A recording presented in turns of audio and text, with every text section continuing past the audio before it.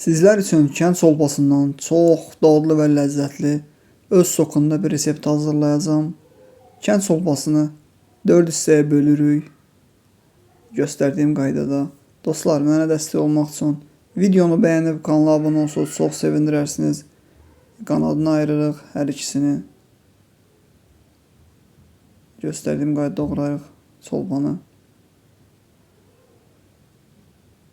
Yaxşıca duzlayırıq hər iki tərəfini. Tavanın içərisinə kərə yağı əlavə edirik bolluca. Toyuqlarımızı əlavə edirik.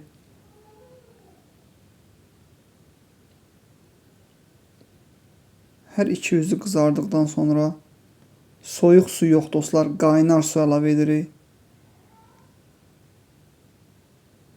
Yarım saat qaynadırıq vəziyyətdə. Gördüyünüz kimi dostlar, reseptimiz tam vəziyyətdə hazırdır. Hazırlayıb yeyən hər kəsə